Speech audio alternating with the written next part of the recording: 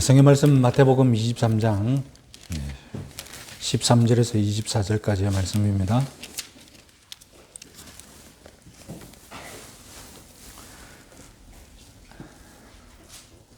(23장) 13절에서 24절까지의 말씀 같이 읽겠습니다.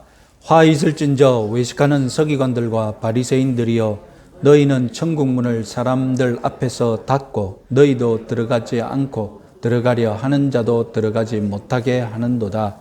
화 있을진저 외식하는 서기관들과 바리새인들이여, 너희는 교인 한 사람을 얻기 위하여 바다와 육지를 두루 다니다가 생기면 너희보다 배나 더 지옥 자식이 되게 하는도다. 화 있을진저 눈먼 인도자여, 너희가 말하되 누구든지 성전으로 맹세하면 아무 일 없거니와 성전에 금으로 맹세하면 지킬지라 하는도다. 어리석은 맹인들이여, 어느 것이 크냐? 그 금이냐? 그 금을 거룩하게 하는 성전이냐? 너희가 또 이르되 누구든지 제단으로 맹세하면 아무 일도 없거니와 그 위에 있는 예물로 맹세하면 지킬지라 하는도다. 맹인들이여, 어느 것이 크냐? 그 예물이냐? 그 예물을 거룩하게 하는 제단이냐? 그러므로 제단으로 맹세하는 자는 제단과 그 위에 있는 모든 것으로 맹세하며, 또 성전으로 맹세하는 자는 성전과 그 안에 계신 이로 맹세하며, 또 하늘로 맹세하는 자는 하나님의 보좌와 그 위에 앉으신 이로 맹세함이니라. 화 있을진저 외식하는 서기관들과 바리새인들이여, 너희가 박하와 회양과 근처의 11조는 들이되 율법에 더 중요한 바 정의와 긍휼과 믿음은 버렸도다. 그러나 이것도 행하고 저것도 버리지 말아야 할지니라. 맹인된 인도자여, 하루살이는 걸러내고 낙타는 삼키는도다. 아멘. 예수님은 지금 지상 공생의 마지막 한 주간을 예루살렘에서 보내고 계십니다. 이 유대 지도자들은 화요일에 릴레이식으로 예수님께 덤볐습니다. 죽이기 위한, 예수님을 재판에서 죽이기 위한 고속거리를 찾기 위해서 논쟁을 벌였죠. 이렇게 대결하는 기사를 마태는 다른 복음서보다 2배나 많이 기록했습니다. 마태복음의 이 대결 기사는 22장에서 예수님이 완승했다는 것으로 끝나도 이상이 없습니다. 그리고 23장 12절에서 반면교사의 교훈으로 끝나면 또 더 보기에 좋은 것 같습니다. 그런데 마태는 무려 7번의 화를 선언하시는 예수님을 연이어 소개합니다. 겉보기에 22장에서 릴레이 공격받은 것에 대해 분풀이하는 것처럼 보일 수도 있고, 또 무자비한 모습 같아 보입니다. 아니, 사랑의 예수님께서 원수를 사랑하라고 말씀해놓고 7번씩이나 화를 선언한다고? 실제로 오늘 본문은 예수님이 직접 하신 말씀이 아니라 나중에 유대교가 기독교를 박해하고 있으니까 초대교회가 첨가한 것이 아닌가, 그렇게 생각하는 사람도 있습니다. 안 믿기지는 거예요. 예수님이 7번이나 화를 했다는 게 안 믿기지는 거예요. 그래서 우리는 먼저 7번의 화를 선언하는 예수님을 이해해야 하겠습니다. 자, 첫째로 저주 선언과 화 선언의 차이를 알아야 합니다. 저주를 선언하는 행동에는 그냥 정의의 분노가 가득 차 있습니다. 일체의 동정심을 거둬들이고 오직 하나님께서 복수의 정의를 실현시켜 달라는 그런 정의의 분노로 저주를 선언합니다. 이런 저주 선언을 부드럽게 한 것이 화 선언이다, 이렇게 설명하시는 분도 있는데요. 저주 선언이 아니라 굳이 화 선언을 할 때는 그 나름대로의 필요가 있어서 저주가 아니라 화를 선택했지 않겠습니까? 그럼 왜 저주가 아니라 화를 선택했느냐? 왜 화를 선언하느냐? 화를 선언하는 데에는 화를 선언하는 자신의 슬픔과 안타까움이 진하게 묻어 있습니다. 저주 선언이나 화 선언 모두 하나님의 심판을 기원하지만 당하지 말았으면 좋겠다. 이런 화를 안 당했으면 더 좋은데 그런 동정심, 왜 이런 화를 당하니? 그런 안타까움, 그런 것을 담아서 표현하는 것이 화선언입니다. 그래서 예수님은 저주 선언이 아니라 화를 선언하시면서 이 이스라엘의 심판에 대해서 안타까워하시고 지금 동정하고 계신다라는 것을 유념하시기 바랍니다. 자, 예수님이 화를 선언하는데 두 번째 알아야 할 것은 이 구약의 선지자들이 이미 이스라엘을 향해 화 선언을 했다는 것입니다. 이사야, 아모스, 미가, 하박국 이런 선지자들이 이스라엘을 향해서 화를 선언했습니다. 하나님이 주신 말씀이었죠. 하박국은 5가지 화를 시리즈로 선언했고 이사야는 6가지 화를 시리즈로 선언을 했습니다. 자, 그 중에 우리 2가지만 한번 읽어보겠습니다. 이사야 5장 8절 11절 말씀 같이 한번 읽어보겠습니다. 가옥을 전토를 다하여 빈틈이 없도록 하고 이 땅 가운데서 홀로 거주하려는 자들은 화 있을진저 아침에 일찍이 일어나 독주를 마시며 밤이 깊도록 포도주에 취하는 자들은 화 있을진저. 자, 예수님은 이 구약의 선지자 사역을 계승하고 계십니다. 선지자들이 하나님의 말씀을 받아서 이스라엘을 향하여서 화를 선언했듯이 지금 예수님은 똑같이 지금 선지자적인 사역을 하고 계신 것입니다. 화를 7개 시리즈로 선언하신 건 이건 개인적인 화풀이가 아니라 선지자의 사역임을 유념하시기 바랍니다. 자, 다음은 화 선언 대상입니다. 누구를 향하여서 화를 선언하느냐? 자, 구체적으로는 분명히 서기관과 바리새인들입니다. 예수님은 기회 날 때마다 바리새인들을 정죄해 왔습니다. 그래서 바리새인들을 평가하는 예수님의 눈이 너무 편파적이다는 의견도 있습니다. 지난 시간에 바리새인들이 유대 민중들에게서 존경받았다는 기록도 있다고 말씀드렸지 않습니까? 하지만 유대 고대 문헌들 전반적인 의견을 보면 바리새인들의 이 소위 외식하는 이런 것들을 더 비난하고 비꼬는 내용이 더 많습니다. 그래서 예수님이 이 바리새인들을 정죄하는 이유도 바로 이제 조금 있으면 언급하실 것입니다. 자, 어떤 분은 유대 지도자들만 심판의 대상이지 유대 민족은 심판의 대상이 아님을 주목하기도 합니다. 그러나 바리새인들은 유대 민족의 대표로서 지금 선정된 것입니다. 이 화선의 마지막 구절 마태복음 23장 26절 말씀 같이 한번 읽어보겠습니다. 내가 진실로 너희에게 이르노니 이것이 다 이 세대에 돌아가리라. 여러분, 대표로 상을 받으면 모두가 상을 받는 것이듯 대표로 화를 받으면 모두가 화를 받는 것입니다. 그래서 바리새인들만 화를 당하는 것이 아니라 이 세대 모두에게 화가 돌아갈 것이고, 그리고 예루살렘 바리새인들의 집만 무너지는 것이 아니라 성전과 예루살렘 전체가 다 무너지는 심판을 당할 것입니다. 자, 마지막으로 이 화선언을 오늘날 적용하는데 조심해야 합니다.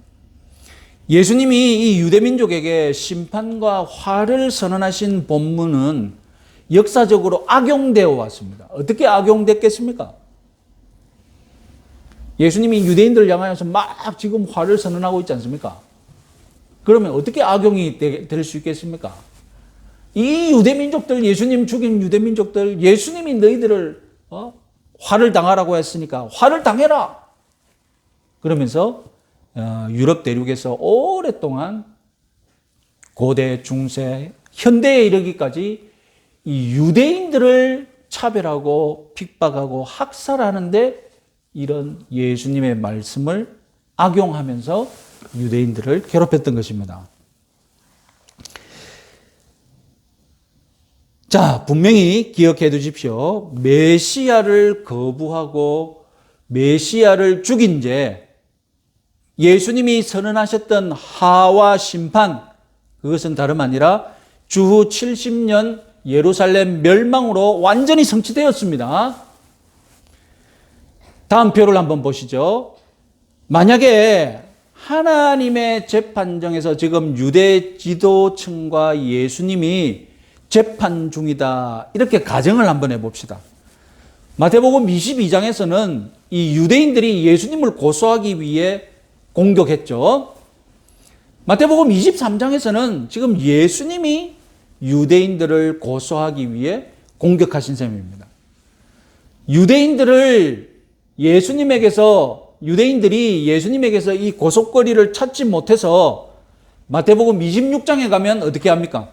고소와 재판을 조작합니다. 그러나 예수님은 23장에서 지금 온당하게 바리새인들의 유대인들의 고속거리를 찾고 계십니다. 그래서 그 다음에 이제 23장에 이어서 24장에서 의미심장하게도 예루살렘 멸망을 예언하십니다.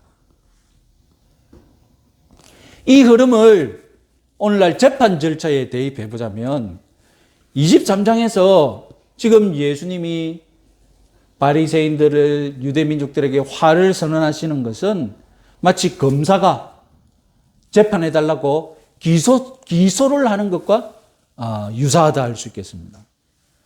그래서 예수님이 고소하신 것이 온당했기에, 적법했기에 이제 하나님이 심판하시는데 그것이 바로 무엇입니까? 마태복음 24장에서 예루살렘이 멸망당할 것이다 라고 심판하신 것입니다. 그리고 그대로 성취되어서 주후 70년에 예루살렘은 멸망당하고 맙니다. 그러니 이제 예수님의 화선언을 가지고 오늘날 유대인들을 정죄하고 괴롭히는 데 사용해서는 안 됩니다. 그것이야말로 예수님의 말씀을 악용하는 것입니다. 이제 모든 민족이 예수님 안에서 동등함을 믿으시기 바랍니다. 어떤 민족은 화를 받아도 되고 어떤 민족은 복을 받을 것이다, 그런 거 없습니다. 모든 민족이 예수 그리스도 안에서 다 동등하고 평등합니다.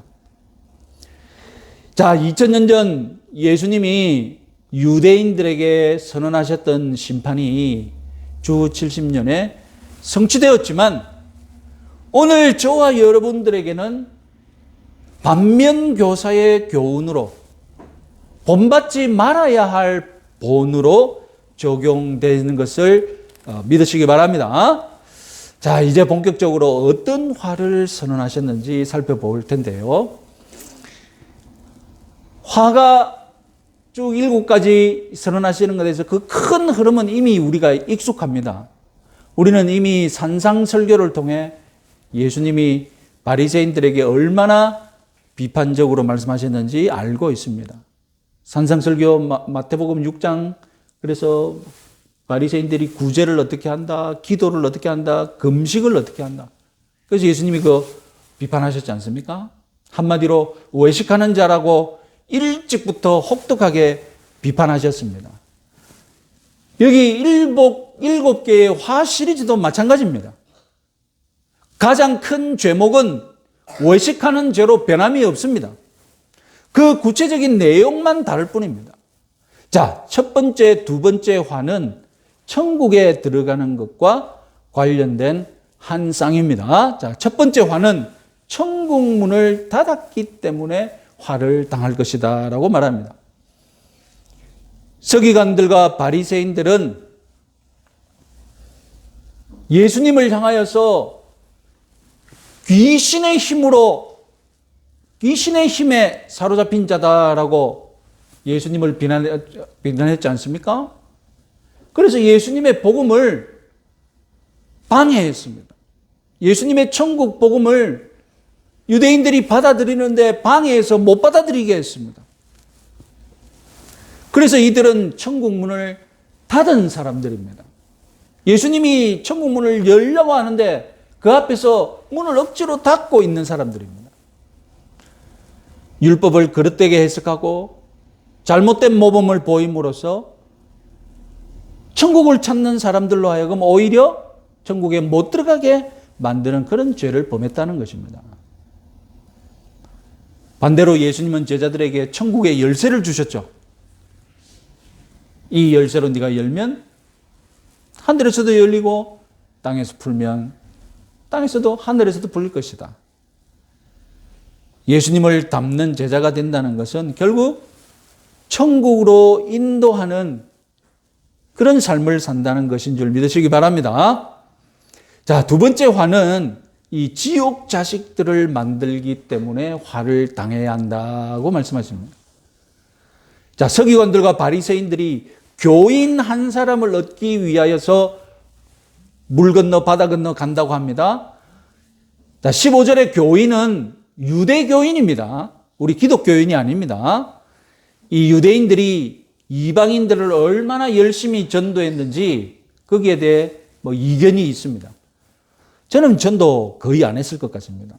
어쨌든 이 15절에서 교인 한 사람을 얻기 위해 바다와 육지를 두루 다닌다는 말, 이것은 이 유대교의 호감을 가진 이방인들을 유대교로 기화시키려고 애쓰는 모습을 뜻합니다. 당시 지중해 세계에 흩어져 있는 이 유대인들을 보고 나름대로 감동을 받아서 유대인들의 회당 예배에 참석하고 있었던 이방인들이 있었습니다. 그 이방인들을 가리켜서 사도행전에서는 하나님을 경외하는 자다 이렇게 불렀죠. 사도 바울이 지중해 세계에서 이제 복음을 전했을 때 제일 먼저 유대인들의 회당에 가서 복음을 전했습니다. 그러면 유대인들은 복음을 듣고 오히려 화를 내고 막 거부하는데 누가 복음을 받아들입니까? 거기에 예배 참석하고 있었던 이방인들이, 하나님을 경외하는 이방인들이 사도 바울의 복음을 막 받아들이고 했지 않습니까? 그래서 예루살렘에 있는 유대인들은 사도 바울이 지중해 세계에 돌아다니면서 이방인들을 자기 해당 예배에 참석하고 있는 이방인들을 막 빼앗아 간다고 하니까 급히 예루살렘에서는 유대교 선생들을 파송해서 그런 일이 없도록 막기까지 했지 않습니까? 자, 예수님은 지금 무슨 말씀하시느냐? 하나님을 경외하는 자들, 유대 회당에서 예배에 참석하는 이방인들을 이 유대 교인으로 만들기 위해 이 유대인들이 지중해 세계를 돌아다닌다, 그런 말입니다. 자, 유대교로 개종하는 것은 힘든 일입니다. 왜 힘들까요? 그냥 유대교로 개종한다고 해서 끝납니까? 아닙니다. 할례라는 절차가 꼭 있습니다. 할례를 받아야만 유대인이 될 수 있습니다. 여기서 망설여지는 거예요. 이방인이라면 이 할례를 받고 유대인이 되어야 되는데 여기서 못 넘어가는 겁니다. 그래서 이 유대교인이 될 수가 없는 거예요. 그런데 할례를 받고 유대교인이 되는 이방인들이 있다는 것입니다. 그렇다면 그 사람의 열정, 그 사람이 가지고 있는 그 경건을 향한 열망 얼마나 큽니까? 할례 기꺼이 받았고 내가 유대인이 되겠습니다. 그런 이방인이 있다니까요. 오늘날에도 이 사이비 이단들이 전도하여서 그 전도 대상자 더 뜨거운 사이비로 만드는 꼴을 우리가 볼 수 있지 않습니까? 지금 이것이 바로 자기보다 배나 더 지옥 자식이 되게 한다, 그런 말씀이 되겠습니다. 자, 첫 번째, 두 번째 화가 이 천국에 들어가는 것과 관련된 한 쌍이라면, 이제 세 번째, 네 번째는 유대인들의 구체적인 이 율법 순종과 관련된 한 쌍입니다. 자, 먼저 세 번째 화는 자기 자신이 맹인인데도 불구하고 남을 인도한다. 그 대표적인 예가 맹세하는 법이다. 당시 유대인들에게 가르쳐진 바가 무엇입니까? 성전으로 맹세하면 지키지 않아도 되고 성전 안에 있는 금으로 맹세하면 반드시 지켜야 한다. 이렇게 가르쳤다는 것입니다. 또한 성전에 제단을 두고 맹세하면 지키지 않아도 되고 제단 위에 바친 제물로 맹세를 하면 반드시 지켜야 한다. 여러분, 그러나 생각이 있다면 성전 안에 있는 금보다 성전이 더 거룩하지 않겠습니까? 성전 안에 있는 제단이 제단 위에 있는 예물보다 성전 안에 있는 제단이 더 거룩하지 않겠습니까? 그런데도 거꾸로 가르쳐도 받아들이고 그대로 따라서 실천하는 그런 일이 지금 유대 사회에 일어나고 있었다는 것입니다. 이 가르치는 서기관들과 바리새인들이 영적으로 눈이 먼 맹인이었을 뿐만 아니라 그대로 배운 대로 실천하는 유대인들도 눈먼 맹인이었던 것입니다. 이거 성전으로 맹세하면 안 지켜도 돼. 그래. 성전 안에 있는 금으로 맹세하면 반드시 지켜야 돼. 어떻게 그런 가르침을 따라하냐는 것입니다. 우리 신앙생활은 항상 눈먼 신앙생활이 될 위험이 있습니다. 다 아는 척, 똑똑한 척 하지만 정말 바보 같은 신앙생활 쉽게 할 수 있습니다. 여러분, 교회 세습이 왜 가능합니까? 교회 세습이 가능한 가장 기본적인 이유가 무엇입니까? 그 교회 성도들이 찬성하잖아요. 그 교회 성도들이 찬성하지 않는 한 교회 세습이 있을 수가 없는데 그 교회 성도들이 청빙하잖아요. 그 아들을.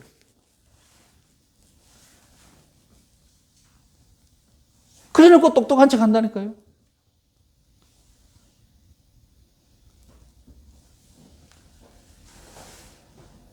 그럼 신앙의 열정은 뜨거운 에너지입니다. 그리고 하나님을 위한다는 목적은 너무나 거룩합니다. 이런 종교적인 열정은 또한 가장 무서운 에너지로 돌변할 수 있습니다. 한순간의 맹목적인 에너지, 눈먼 에너지로 돌변할 수 있습니다. 바리새인들도 처음에는 뜨겁고 거룩한 신앙생활을 했더랬습니다. 그런데 그들은 지금 다른 사람에게 천국 문을 닫았고 배나 지옥 자식으로 만들었고 눈먼 채로 지금 사람들을 인도하고 있습니다. 오늘날에도 우리 주위에 수많은 사람들이 뜨겁게 신앙생활하고 있겠지만 실상은 천국을 닫아버리고 있고 배나 지옥 자식으로 만들 수 있고 눈먼 채로 사람을 인도할 수 있습니다.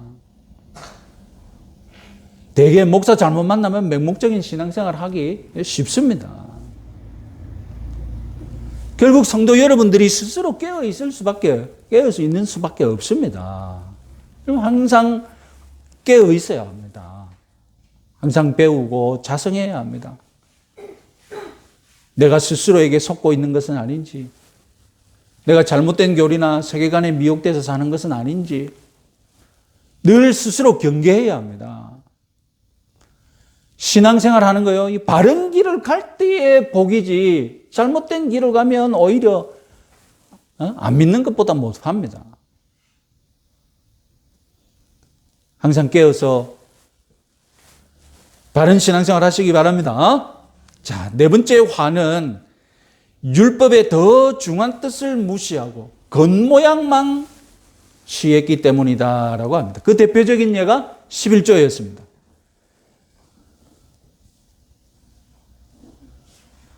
바리새인들은 나름대로 11조 율법을 준수함에 있어서 정말로 진지하고 섬세한 태도를 가지고 있었습니다. 그래서 율법은 곡식, 새 포도주, 기름, 사람이 손으로 심어 수확한 것만 11조를 내어야 한다고 명령하고 있었는데 바리새인들은, 서기관들은 율법의 목록에 없는 것도 약초나 향신료, 박하, 회양, 근채까지 자연에서 자라는 것들까지도 11조를 드려야 한다고 가르쳤습니다. 얼마나 여러분 세심하게 꼼꼼하게 율법을 지금 가르치고 있지 않습니까? 그러나 율법이 추구하는 바 더 중요한 것, 본연의 목적인 정의와 긍휼과 믿음은 무시했다는 것입니다. 모양만 추구하다 보니까 그 정신, 정의, 긍휼, 믿음, 그것은 무시했다는 겁니다. 그저 율법의 문구에 매달려서 이 세세한 문구에 몰두한 나머지 정신은 잃어버렸다는 것입니다. 그것이 바로 24절 하루살이와 낙타의 속담, 하루살이를 걸러내고 낙타는 삼킨다는 속담을 인용하신 것입니다. 하루살이, 이 낙타, 당시 히브리 사람들이 사용하는 아람어로 발음이 비슷했습니다. 그런데 그 크기가, 하루살이는 가장 작은 것 중에 하나고 낙타는 어떻습니까? 생명체 중에 가장 큰 것 중에 하나지 않습니까? 더군다나 이 하루살이와 낙타는 레위기 음식법에서 모두 부정한 음식으로 규정된 것입니다. 당시에 포도주를 담다가 이 포도주를 이제 익히다 보면 하루살이 같은 작은 벌레들이 빠지거든요. 그러니까 그 포도주에서 어떻게 하는 겁니까? 하루살이를 걸러낸다는 것입니다. 그런데 하루살이를 걸러내고 포도주를 마실 때는 정작 무엇을 마신다고요? 낙타를 마신다는 거예요.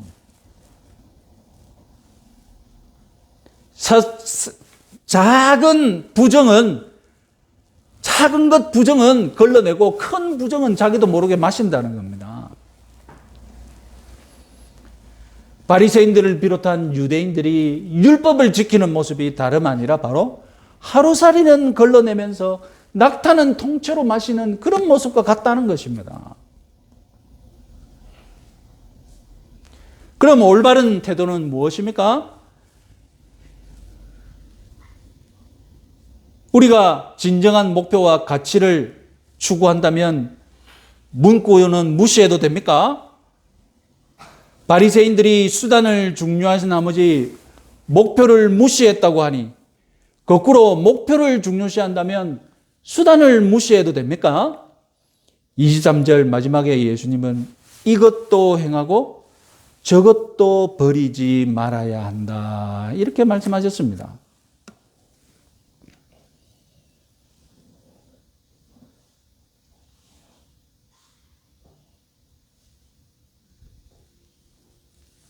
모든 율법 안에는 인간 사회를 위한 하나님의 뜻이 담겨져 있습니다. 그래서 율법의 정신, 이 율법 문자가 아니라 이 율법의 정신은 시대를 초월해서, 민족을 초월해서 우리 모든 성도들이 배우고 순종해야 합니다. 그러나 율법의 문자는 율법의 정신과는 다르게 우리가 약간 구별해서 받아들여야 합니다. 하여튼 23절 이것도 행하고 저것도 버리지 말지니라, 이 말씀에서 예수님은 목표와 수단에 관하여서 분명하게 가르치시는 줄 유념하시기 바랍니다. 결국 예수님은 목표와 수단 모두 중요하다고 말씀하십니다. 예배를 드리는 마음 중요하죠. 그러나 그 마음을 표현하는 우리 공중예배 모임도 똑같이 중요합니다. 하나님을 예배하고자 하는 그 정신, 그 마음을 공중예배라는 이 수단, 형식에 담아 우리가 하나님께 드려야 하지 않겠습니까? 형식은 무시하면서, 수단은 무시하면서, 공중예배는 무시하면서, 하나님 아시지요? 하나님 내가 하나님을 사랑하는 마음 하나님 아시지요? 그렇게 넘어가서는 안 됩니다. 이것도 행하고 저것도 버리지 말라. 목표도 챙기고 수단도 챙기라는 것입니다. 우리 주님은 우리에게 이렇게 수준 높은 삶을 요구하십니다. 우리는 이 죄에 익숙해 있기 때문에 선한 목표, 거룩한 가치를 추구하기 위해서 선하고 거룩한 수단과 방법을 사용해야 하는데 그걸 힘들어합니다. 그래서 조금 더 편한 방법이 있으면, 아니 우리가 하나님 위해 하는데, 교회를 위해 하는데 꼭 이렇게 우리가 어렵게 해야 되냐고. 편한 방법이 있으면 편한 방법대로 가자고. 그래서 선한 목표, 영적인 목표를 추구함에 있어서 그 수단은 인간적이고 잘못된 방법, 수단을 동원해서 이루고자 하는 것입니다. 어떤 경우에는 방법은 선하고 거룩한데 이번에는 목표가 추하고 악한 경우도 있지 않습니까?